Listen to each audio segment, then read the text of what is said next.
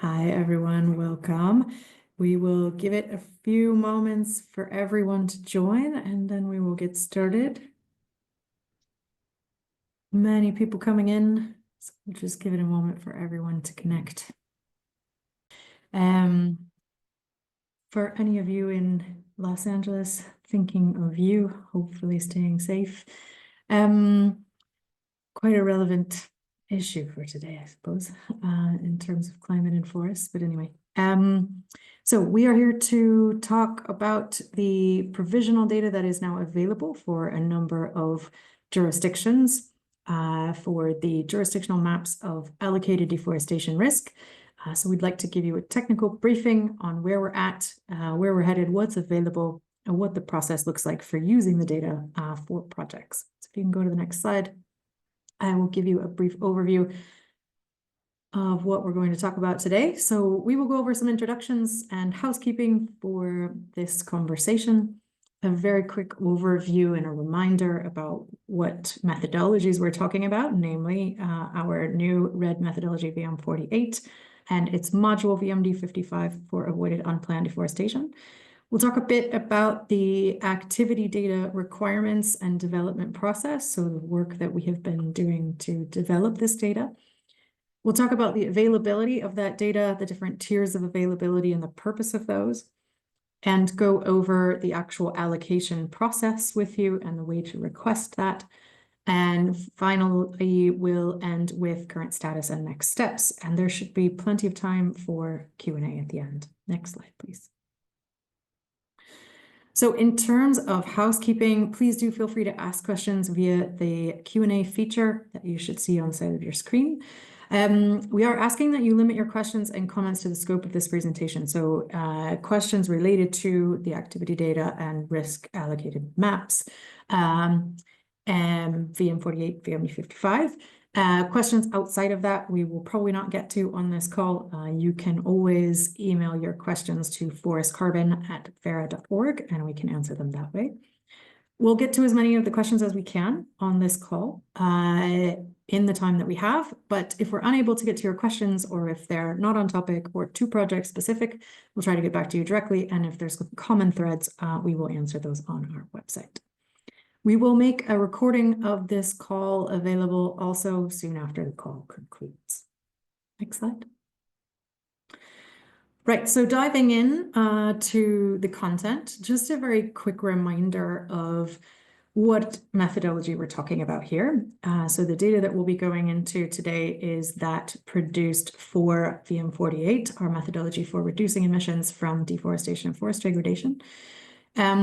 This methodology was really designed to flip the script a bit from bottom-up baseline development to top-down, with the goal of really ensuring integrity of the accounting for projects within a jurisdiction in a way that better aligns with national accounting in countries across the world that have RED programs. It integrates the latest science, data, and technology and lessons learned from the last decade in terms of improving accounting for RED project activities. And this was released in November of 2023 and including the module for unplanned deforestation. We are still working to develop another module for planned deforestation and considering how to move forward with degradation. So those things are still forthcoming. Today we'll be focusing on specifically VMD55 and unplanned deforestation. There's a bunch of links here in case you need more information about the methodology, the module, the data release timeline, the process, and some FAQs. The slides from this presentation will also be made publicly available on our website with the recording, so you will be able to click through to those easily after this call. So with that, I will hand over to Andrew, who's going to walk us through what data is now out there, how to use it, what it includes, the data tiers, and all that other good stuff. So thank you very much. And please remember to drop your questions along the way in the Q&A box, and we will get to those at the end. Great. Thanks, Naomi. One additional point I'd like to make is that For the purposes of this presentation, I'm going to assume a fair amount of background in VM48, VMD55, and VT7. I'm trying to keep the talking portion of this relatively brief, with the goal of leaving quite a bit of time at the end for Q&A, as we really want to hear your questions and be able to answer them most effectively without making a slide deck that's 3 hours long and makes you all glaze over. So we do have some additional resources on VT7 and VMD55, including some webinars that are available both on our website as well as on our YouTube channel. So if you do feel the need to get up to speed with those, I'd encourage you to give them a look, as they will make some of the terminology and methodologies I'm referencing in this slide deck a bit more clear for you, and a bit more, it'll make this presentation a bit more usable. So with that, I'm just going to start off with a couple of key definitions. And the reason I'm doing this is because I think some of the language that's been used from some of the questions that I've received from stakeholders has indicated that there's perhaps some confusion on what each individual component is for the process, what allocation means, how everything is allocated, and who is doing what. So we're going to go through all of that. So the first piece that I'd like to highlight is our unplanned deforestation activity data. To put it pretty simply, that is the total area of deforestation that we observe during a historical reference period. We get that amount of deforestation by visual interpretation of sample plots throughout the jurisdiction in question. And then we apply statistical estimation techniques to develop a single number for deforestation, as well as associated numbers with the other change categories that we are using, such as stable forest, forest regrowth, and stable non-forest. We get all of those as amounts, which are then annualized, and we have that as an annual baseline rate of deforestation as observed during the historical reference period. We then, and to note, the historical reference period that we use is 10 years prior to the start of the baseline validity period. Our baseline validity period is then the 6-year period after the historical reference period for which those annual baseline deforestation rates are valid. So we project the historical deforestation rate into the baseline validity period for a period of 6 years. Our jurisdictional forest cover benchmark maps are simply put a collection of forest, non-forest maps collected at 3 different times that allow us to identify the forest transitions that happen at the starting point, or based on the starting point forest non-forest map, a midpoint forest non-forest map, and an endpoint forest non-forest map. And so using those 3 binary rasters, we can come up with 8 forest cover transition classes, which we use to develop our jurisdictional maps of allocated risk. And our allocated deforestation risk maps are, simply put, a raster where each pixel represents a proportion of the unplanned deforestation activity data. So basically what we're trying to do with our allocated deforestation risk maps is take that single number for total deforestation observed via the UDEF AD and localize that to individual pixels, such that each pixel represents a proportion of that single number. And the proportion that is allocated to an individual pixel is based on the risk of deforestation observed within that pixel. And those risk values are calculated using, well, we have a benchmark approach, as we've detailed in VT7, but we also develop alternative models that use explanatory variables that are related to deforestation.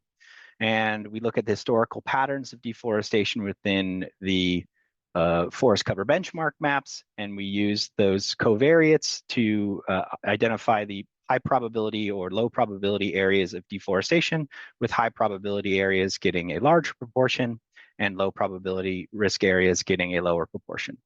And At the end of this, the reason we call it an allocated deforestation risk map is because the pixels in this risk map are meant to be representative of a density of deforestation expected within the pixel based on that jurisdictional total. So if you sum up all of the pixels in your allocated deforestation risk map, that value should sum up to the annual amount of deforestation as observed during the historical reference period. And I know I'm throwing I'm throwing allocation around quite a bit, and I think this is where some of the confusion has stemmed. So I also would like to differentiate between the allocated deforestation risk map and what we're terming a baseline allocation. A baseline allocation is basically just you getting your project's proportion of that unplanned deforestation activity data. And we get the per pixel proportion of that unplanned deforestation activity data via the allocated deforestation risk map. So all a baseline allocation is essentially a clip of that allocated deforestation risk map clipped to your project boundaries. And then if you sum up all of the pixels within those project boundaries, that is the expected total amount of annualized deforestation within your project area. A baseline allocation request is submitted via Verra's project hub, and we'll go into a little bit more detail there. But those are the key terms I think that are pretty necessary for us to understand. And each of those data products that I've referenced have associated requirements. So as I noted, we do plot level photo interpretation of sample plots. So we have a high resolution imagery requirement for that starting in 2015 when Planet Labs imagery becomes widely available. We have uncertainty requirements where sampling uncertainty must be below 20% and above 20% to avoid any sort of discount. We have overall accuracy requirements as well as producer's accuracy requirements for the change categories. And those are slightly different based on the forest type and the primary forest type within this jurisdiction. And then for the allocated deforestation risk map, again, as I noted, we have that benchmark map. And I do want to clarify, because this has been another point of confusion, is that the benchmark map that we are developing is really not intended to be used as our allocated deforestation risk map. Rather, it is meant to aid in model evaluation. And so we developed this alternative benchmark map to function as our definition of good.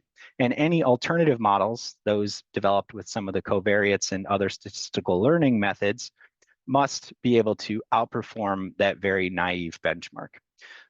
So again, it's perfectly reasonable if you want to do some testing to see what, using the benchmark approach to see what might be a reasonable allocation for a given project. But that being said, that benchmark map is not what we are going to be using for our allocated deforestation risk maps. We're going to be using maps that include other covariates and more sophisticated statistical learners.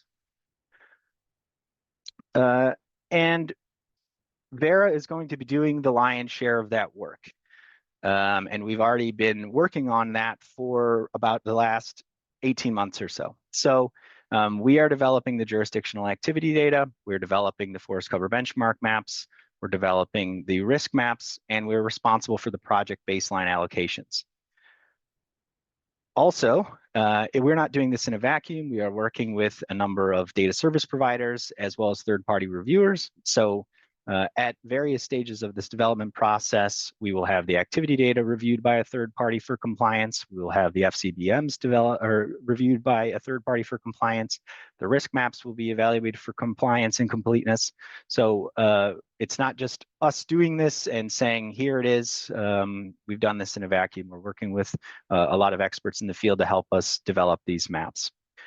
And then everything else, basically, is the responsibility of the project developers. So they're responsible for using their baseline allocated data and a project-specific emissions factor map to develop their baseline emissions. They're responsible for project implementation as well as for monitoring. And I'm going to go through kind of in a bit more detail kind of what we've done and how this has looked in real life. So the first step that we have to take is establishment of that jurisdictional activity baseline data.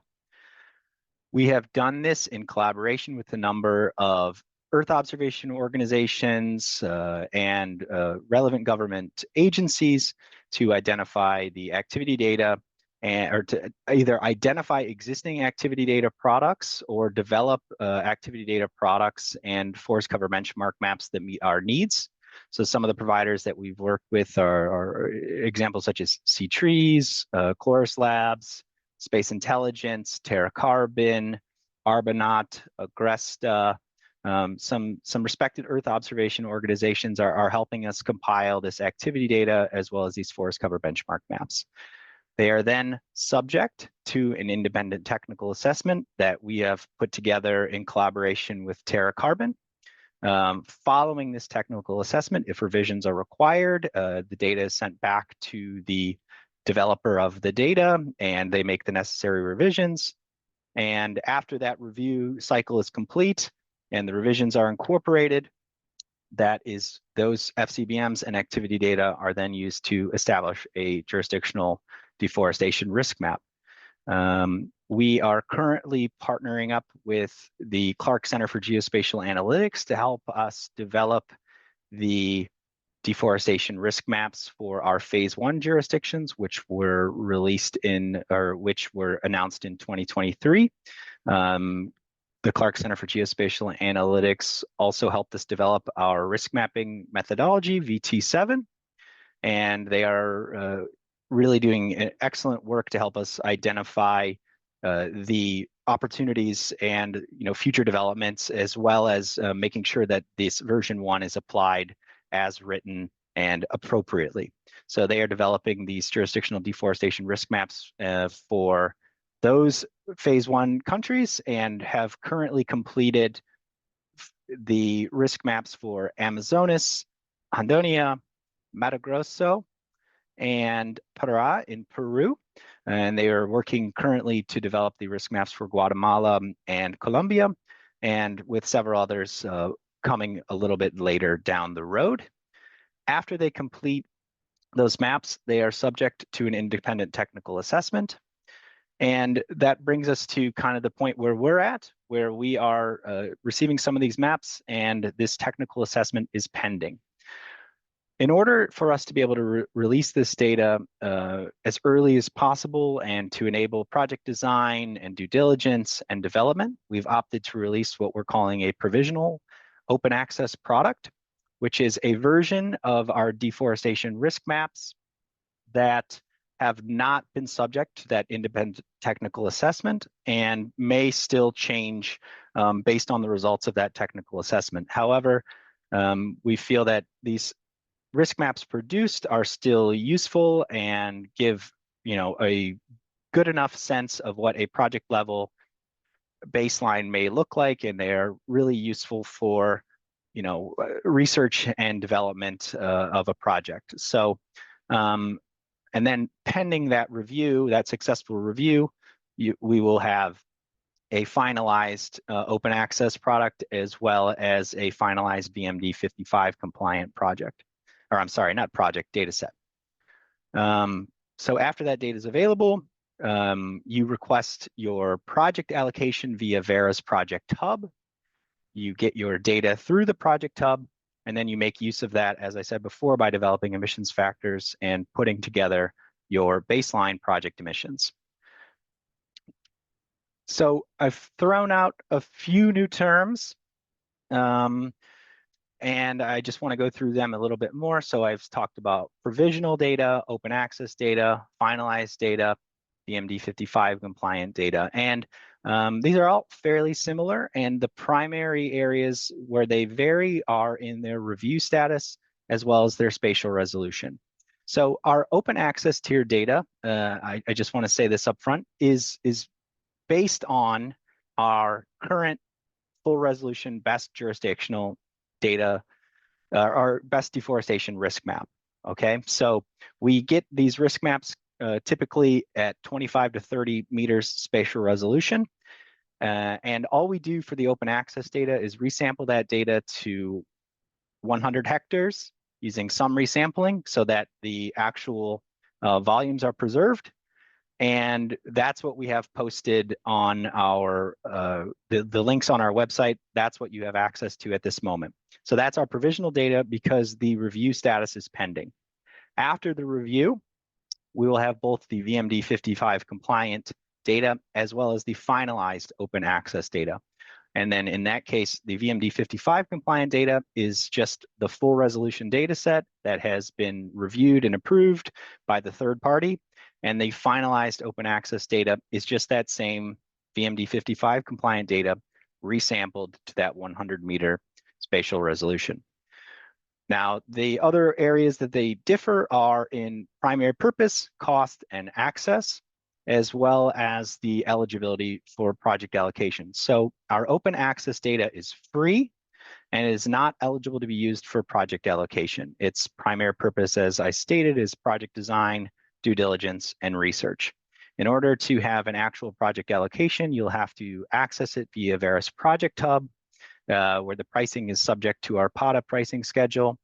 And using that, you will get your project level baseline. And so you will not be getting the full jurisdictional map of data as you get with the open access product. You'll just get it as trimmed to your project boundaries. So those are our products that we are in the process of developing and releasing. And I just wanted to take the opportunity now to kind of show side by side what our open access data looks like next to our to an example VMD55 compliant data, taking the same area and just showing that, you know, this is our open access data, and you can see that it's quite good in my opinion, and it is the same as our final risk map. In this case, this AOI was from one of our Brazilian jurisdictions. The model itself was trained using a multi-layer perceptron model, as well as it is a random forest model in this case, with a number of covariates such as distance to roads, distance to forest edge, distance to pasture, distance to protected areas. I think the covariate list is rather long, and I have an example covariate list for Verra as well as a full view of a Verra product. But you can see here this is a bit fuzzy as it's delivered at that 100-meter spatial resolution. And for the same area, here is our VMD55 compliant example risk map. It's a bit crisper, and that's just largely related, again, to the spatial resolution. I will state that you can see here that the scales are slightly different. So this one goes to 0.007537, and the open access data goes to roughly 0.083. The reason for that, as I said, is that's a result of the sum resampling. So if you were to take sum up each pixel in each of the open access versus the VMD55 compliant data, they would sum to the same value. So our current status and next steps. Currently, as I said, we are continuing to develop unplanned deforestation activity data and FCBMs for our phase 2 jurisdictions. We've already had some delivered, and they are pending third-party review. We've taken on the mantle of developing risk or unplanned deforestation activity data and FCBMs for over 40 jurisdictions, which has been ongoing for the last 18 months almost continuously.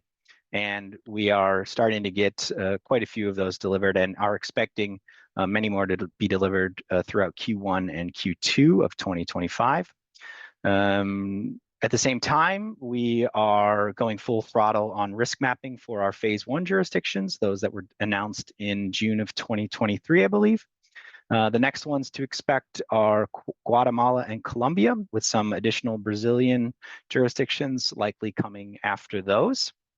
And we will be posting the provisional open access data to our website as it becomes available.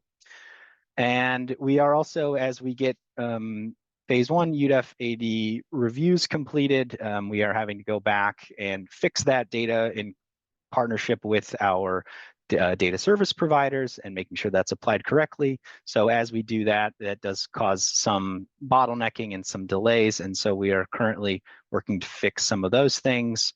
As we, and then after those are approved, we can continue full on with the risk mapping of those jurisdictions.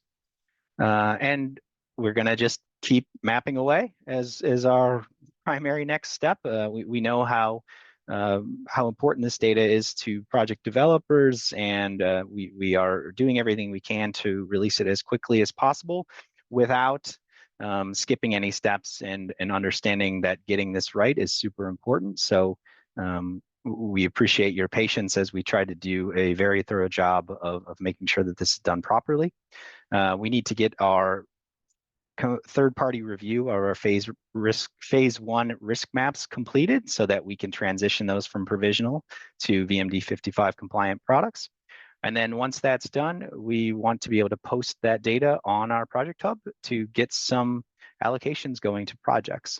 So we anticipate some projects making it up onto, or I'm sorry, some jurisdictions making it up onto the project hub in Q1 2025. And those reviews being completed in Q1 2025. And then we kind of are going to be doing all of these other steps in parallel to make more jurisdictions available as they become available to us. So with that, I'm going to open up the floor to Q&A. I believe my Verra team members will be reading off some questions to me, and I will answer them as I'm able. Yeah, thanks a lot, Andrew. I just wanted to super quickly introduce myself. I'm sure I know many of you on this call from other situations, but I'm relatively new to Verra. I'm Katie Gosley, Director of Forest Carbon, and I just joined in the summer. And I'll just be reading off some questions. I want to just remind folks of what Naomi said at the beginning of this call, which is that we're just going to be taking the questions that are relevant to the topic of this webinar right now, just in the interest of time. There are a lot of other good questions coming in on the chat that are not directly related to this webinar, and we will plan to get to those separately as possible, and hopefully post those on our website and let folks know where that link will be. Thank you for your understanding with that. Okay, so Andrew and Naomi, I think there's a range of sort of general questions here and more specific questions. So probably Naomi, you can take the more general ones, and Andrew will take the more specific technical questions.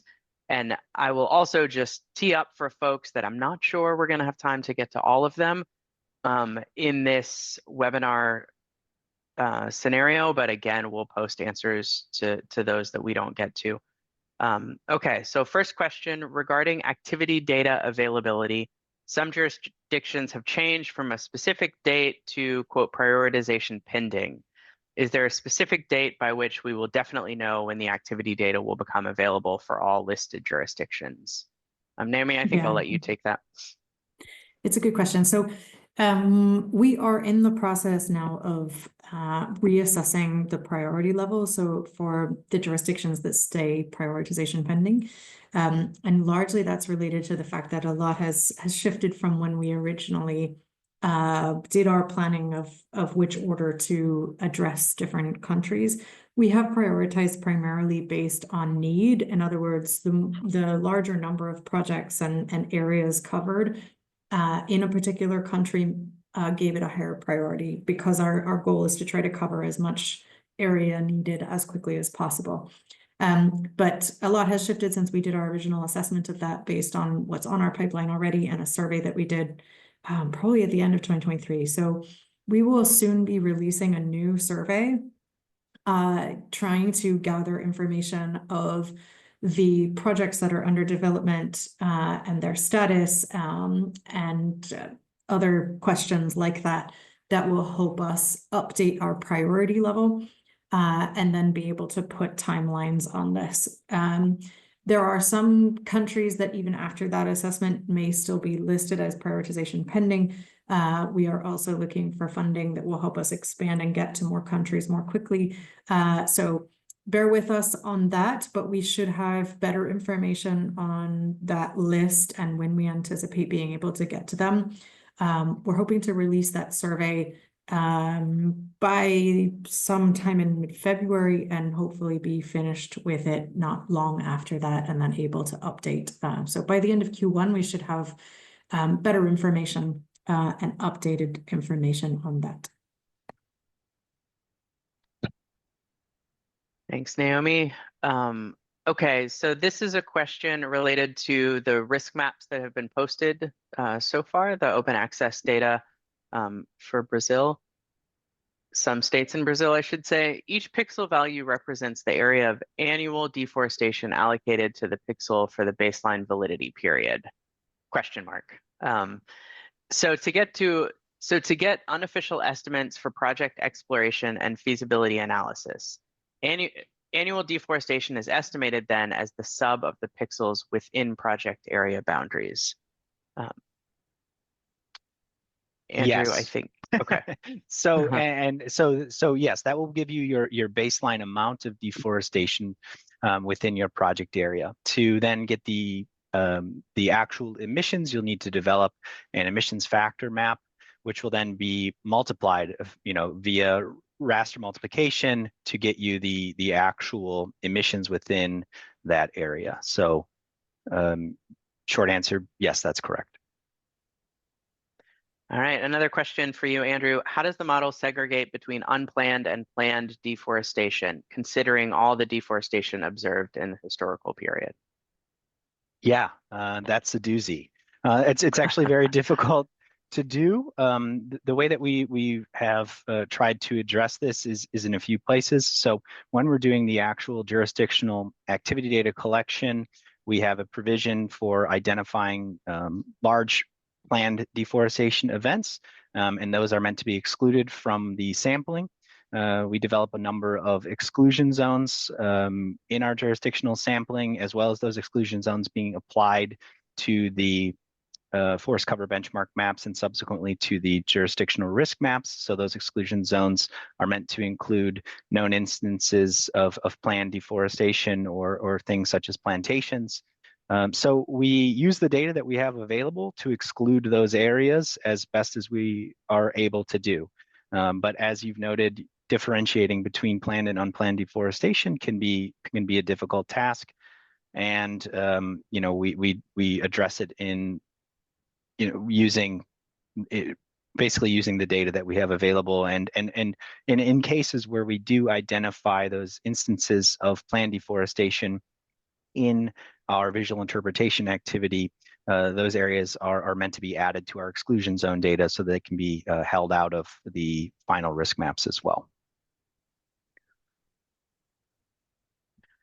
Okay, here's a clarification question to make sure this person is understanding the process. To calculate the amount of deforestation expected annually, we should just sum up the values of all the pixels inside our project area and then calculate the proportional area related to those pixels. I don't believe that's correct. So again, the pixel values are already sort of the proportion of that jurisdictional total. So the max, so for example, over a 6-year period, the maximum value that could be observed within a single pixel would be within a single year, the maximum value that could be realized in the jurisdictional risk map would be 0.09, which, or for example, that's the spatial resolution of a given pixel divided by 6, okay? So that is the maximum amount of deforestation that can be allocated to a given pixel. Within your project area, to get the deforestation for a single year, as a result of us already converting that to a density, all you would need to do would be to sum that. That would give you your baseline unplanned deforestation amount within your project area. Then to transition that into actual emissions, you'd use your emissions factor map and multiply the pixel value in the deforestation risk map by the emissions factor pixel of the associated AOI. So you don't have to do any proportional adjustments after the data is delivered.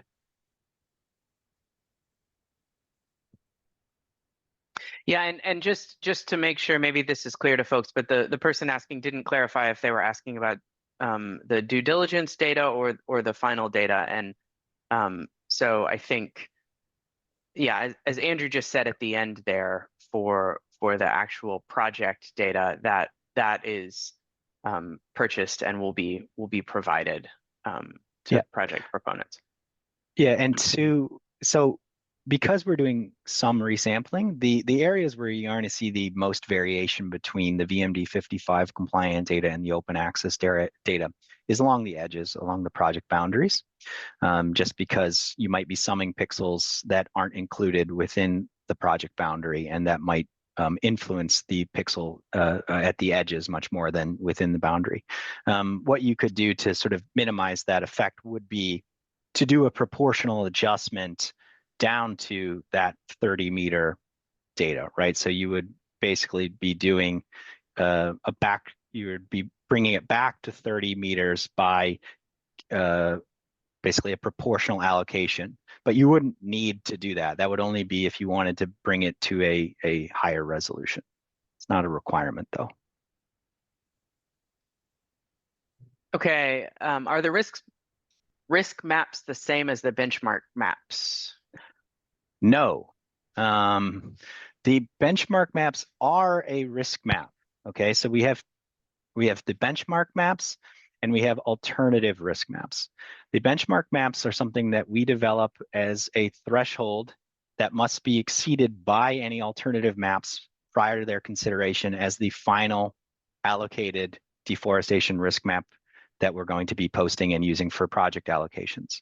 So the benchmark is pretty much not going to be used because it's never, well, it's not, I mean, I can't say never because we don't have data to support that, but in all cases that we've observed so far, we can pretty easily outperform the benchmark map, and therefore the benchmark map is not actually used for anything that we do. So we are using alternative models developed with a number of different covariates, statistical learners such as like random forest, ML multi-layer perceptron, and things of that nature.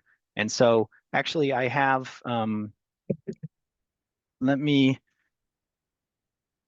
so here it's perhaps a little bit small, but here's a sort of an example of what we're actually using for our para risk map as it is right now. And again, this is still pending review, but these are the types of variables that we're including in there that wouldn't be accounted for in the benchmark methodology. We're using a random forest instead of the relatively simple relative frequency-based approach that we use for the benchmark approach.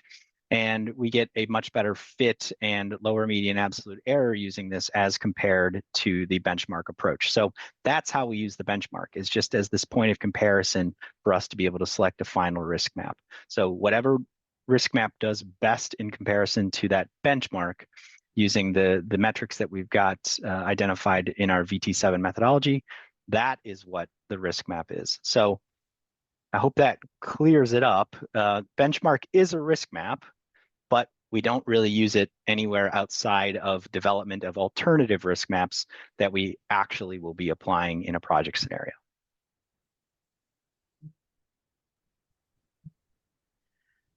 Next question. In the case of Verra, you have just launched the data for the baseline between 2019 and 2024.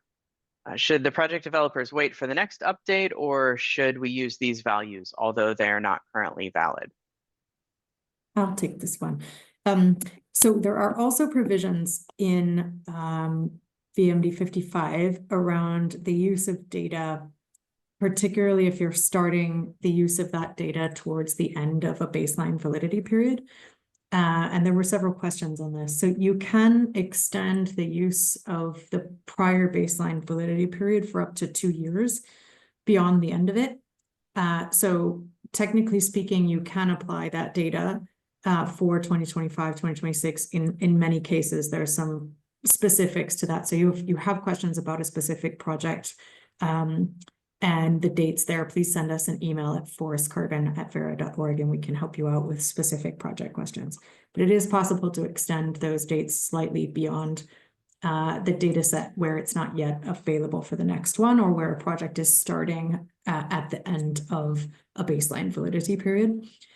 We will be, though, going in and developing the data for the next round as well for those jurisdictions. We're still planning exactly when that's going to happen, jurisdiction by jurisdiction. That will also be a part of our prioritization work that we're doing in coming weeks. But there is that option that exists. So again, if you have specific questions relating to the dates of a particular project, please email us. Yeah, just to put additional point of emphasis on, I do want to note that though the open access data can't be used for a verification or validation purposes. So you will have to await that review for VMD55 compliant data to become available. So just to put an emphasis on, and it's coming soon, yes. Speaking of timing, in the process slide, there's a time for stakeholder input. How can we provide input and know when this input is required? In other words, can you please clarify the process to do this? Sure. Yeah, I'm happy to step in there. So for our phase 1 jurisdictional risk map development, we had submitted a call for stakeholder inputs. I think that was somewhere April to May, and we had I believe about a 60-day window open where we encouraged our stakeholders to submit relevant data to the risk mapping process, which is further defined in VMD55, the provisions for submission there. We also have provisions to submit data to support the activity data collection process, which we'd also put out a call for data to support that for our phase 2 jurisdictions, which we're in the process of developing. Those posts, I think, were on our website, and we posted to some of our socials, and that's where you can do that. And when those are submitted, ultimately their inclusion within the entire process is subject to some provisions as further described in VMD55. But basically, we'd encourage people to just email us. If you've got a project-specific FCBM, please submit it, and we will try to include it into our jurisdictional FCBM if we find that it greatly exceeds the accuracy of the jurisdictionally produced FCBM within the project area. But yeah, the way to do that, we will be with the announcements for development of this data. We've been putting out calls for data and calls for submissions from stakeholders, and we'll be doing that at various phases. So as we go forward with the risk mapping for the phase 2 jurisdictions, we'll put out a separate call for submission of relevant materials to support the jurisdictional risk mapping process. Did I cover everything there, Naomi? Okay. Just a quick clarification question. Is the data resampled to 100 meters or 100 hectares? It seems like maybe you said both, Andrew, different points. Maybe I did. So it's 100 meters or 1 hectare in total area. So it's 100 meter spatial resolution. The area of an individual pixel is 1 hectare. I'm sorry if I misspoke. For projects in locations where there is still no jurisdictional map risk established, which methodology can be used? Are those projects necessarily on hold? So no, projects are not on hold. You can use the other eligible RED methodologies. So VM6, 7, and 15 are still viable. And those can be used in areas where the data is not available or the activity isn't covered. Until the data has been available in that jurisdiction for 6 months. So there is a process for phasing in the data and projects to the new methodology. So you can move forward using the older methodologies for now, and then update to the new methodology once the data is available. And there's a number of questions about that transition process. We don't have time on this call to get into the details, but there is a prior webinar where we've gone over that. So you can look for those on our website or our YouTube channel. And there is also a guidance document available on our website for how to transition a project. Maybe Leela, you can, I see you just did put that link in the chat, Leela, thanks. Okay, will the leakage belt be provided by Verra or will it be proposed by project proponents? Yeah, the leakage belt will be provided by Verra. This is a provision in VMD55. And a point of clarification for this is Verra will provide as we put it, I believe this is the wording in VMD55, the spatial extent of the leakage belt. The final leakage belt will need to be sort of further refined by the project developers based on existing projects or in the area or overlap with project areas or other leakage belts.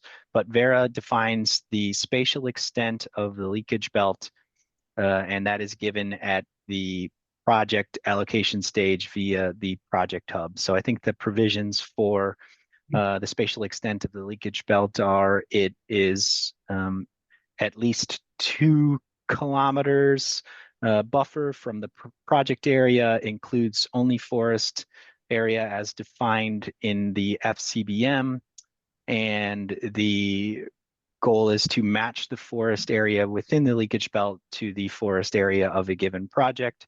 Minimum bounds, as I said, are 2 kilometers. Maximum bounds are 10 kilometers. There's a few additional points of refinement there, but those are the general rules, and Verra will be providing that.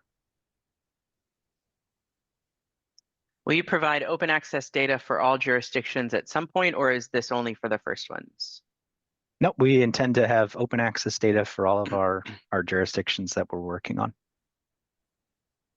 Will Verra be releasing the provisional risk map after being assessed by third party or after undergoing independent technical assessment? Yes, but at that point, it will no longer be the Right. provisional data set. It will be our finalized open access data set. So it will be the data that we have as marked as provisional will be marked as finalized, and it will basically be that summary sampling of our VMD55 compliant data set. But just to clarify, that's for the final review. So I don't know if you can put up this slide again that shows the overall process. But for those that we've been publishing the provisional data, they have already been through independent technical assessment of the baseline of the activity data. So the piece that is remaining, so for the jurisdictions, we've already put out the provisional maps. They've already been through that initial technical assessment step.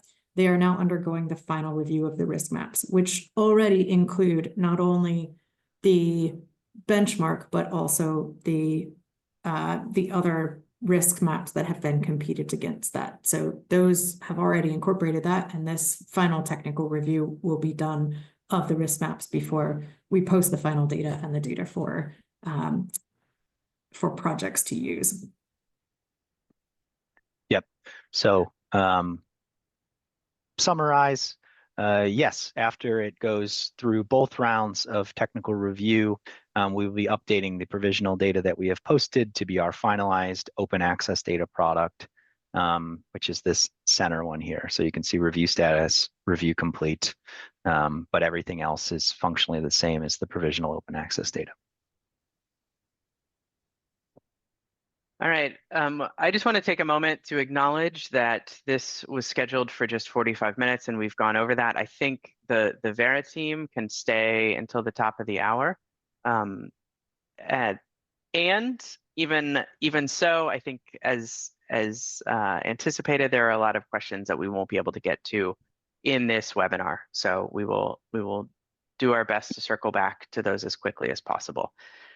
Deforestation due to sorry, go ahead, Naomi. Yeah, I just want to make sure that we get to one question that has come up a number of times. So many people are asking, will we be publishing the covariables used in the models and the uncertainty? And I think that that's a very good one for us to answer. Yes, we will be, once these are kind of finalized via the review process, we will be posting the report that details the covariates used, covariates considered, alternative model development and design process, evaluation of third-party submitted variables via that call that we talked about in a previous question, as well as some other information related to variable importance and all sorts of things. So yes, those reports are going to be published alongside the data once the data itself is finalized. Similarly, for like the activity data that we're using and things like that, we will be publishing the reports and everything associated with developing those. Again, once we have these final risk maps all signed, sealed, and delivered. Deforestation due to mining in tropical regions can begin in pristine forest areas with minimal pre-existing infrastructure. How does this risk mapping take this dynamic into consideration? Yeah, so I wanted to say in general that there are types of activities that are not unplanned, that fall into the planned bucket. And this is in general more of a planned activity type. So something where you would have concession or otherwise license, whatever that structure is for that country, to be able to go in and exploit for something which is obviously outside of an unplanned sort of incremental forest loss that we see with those kinds of activities. So it would align more with the planned deforestation. I think it is, however, also a challenging component to address with this type of a project activity. So it is something that is on our list for considering how we can address mining within the planned deforestation options with that module that is still under development. So it wouldn't in general fall under this unplanned module. Yeah, and I mean, in instances like illegal gold mining or something like that, where that would fall into a unplanned deforestation bucket. I think so long as we have examples within the jurisdiction that we are mapping of that activity taking place, those will be included within the training data. And so ideally, the conditions that underlie those illegal gold mines in that historical information would then be sort of propagated forward. But that would be contingent upon that activity existing within the historical reference period. Otherwise, as we are relying on historical patterns of deforestation, it does become a bit more difficult to represent that if we don't have any spatial exemplars of that within the training data set. How will areas approved under a JNR FREL be removed from these maps when there is an overlap?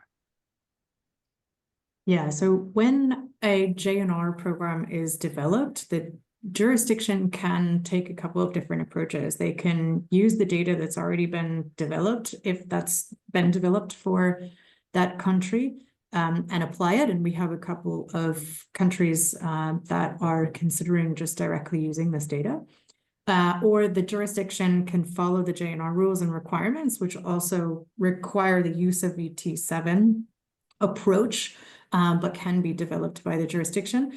And in that case, because the jurisdiction is the proponent and the government obviously has sovereignty, then that would essentially take precedence over the map that we have developed. So that would be essentially separated out for that particular jurisdiction.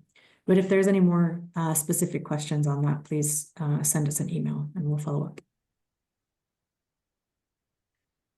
Would it be allowed for project developers to use their own risk map created based on the algorithm Verra used or more accurate models? So no, it's No. not possible for a project to do that.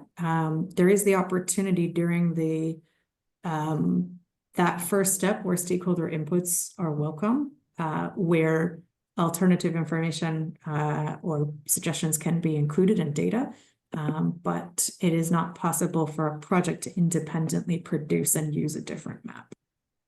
Yes, I do believe actually within the VMD55 specifications for data, we are pretty broad in what can be submitted. So if you have a jurisdictional risk map that you think should be considered as something within the development process, that would be kind of handled just like any of the other spatial data or deforestation drivers that we have submitted. Just to further emphasize, I actually think that this is a primary goal of the methodology is to have Verra be the ones leading the development of this in collaboration with our partners. So we are trying to take a more top-down standardized approach here to risk map development. Okay, a question for clarification, confirmation about when the risk maps for Colombia will be published. Yes, so we will, in all likelihood, have the provisional versions of the risk maps for Colombia published within the next, those are currently being worked on, and as of my update yesterday, we should have them within the next couple of weeks for the provisional versions.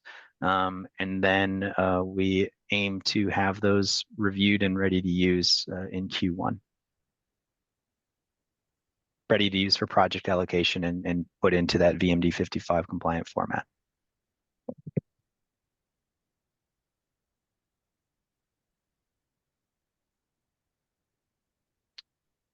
All right, I'm scrolling through. I think that a lot of the remaining questions have been answered, are somewhat similar to questions we've already answered. Is for the Verra folks, Leela and Naomi, are there any other questions that you think we should address here? And just again, to reiterate, there are a lot of other questions and great and very relevant questions, but not necessarily relevant to the topic, specifically the focus of this webinar. Yeah, and a number as well that are just complicated to unpack. So again, if we haven't gotten to your question, please do follow up. We will post something, as we mentioned, on our website, trying to get to the main themes. And if from that your answer isn't if your question isn't answered, then do follow up with us directly. I did find another one that I think we can cover now. Once maps are completed for all jurisdictions, will they be publicly available or only accessible through the project hub? There's a few different iterations of this question, but we are planning to post the provisional maps for all jurisdictions once they're developed. Once those become final maps, those open access versions of the maps will still remain available. So it's just for the higher full resolution data sets that the projects must follow the project hub process and pay the fee, but the open access tier will remain open access for those in perpetuity and can be used at any time for due diligence and other purposes for those projects, or at least they'll be available through the end of the baseline validity period and through when they're applicable, and then updated as we have new maps. But anyway, they will remain available publicly. Here's one more question I just saw that I think is a good question to end on. Do you expect a change in the baseline values between the provisional and final data due to resampling? The changes that would occur would not be due to resampling. So that's a lame answer to the question, which is I don't think what they were necessarily asking, but the changes that we see difference between the open access data and the VMD55 compliant data, they're pretty minimal. I believe due to resampling, we had an area difference of something along the lines of, for Para, for example, something along the lines of 10 hectares or something like that. It's very, very minimal, the result or the difference based on the resampling. Where the difference could come from is after the review of the open access data, if any changes to the risk maps were required. So that's where the changes would come from. That said, we don't anticipate like anything earth-shattering. Hopefully those aren't my famous last words, but yeah, that's where the differences would primarily come from if we make any modifications to the risk map itself, not due to resampling. Thanks very much to everyone for joining. Just a reminder that if you have specific project questions, which there are a number, please send those to forestcarbon@verra.org. a number of people also have specific questions about release dates for specific jurisdictions. We are working to make sure that the timeline, the timetable that's linked in the chat is updated in as close to real time as possible. And as I've said, we will also work as quickly as possible to address all of the remaining questions that we haven't answered here and post answers on our website. Thanks so much. Thanks, everyone. Have a good evening, afternoon, wherever you are.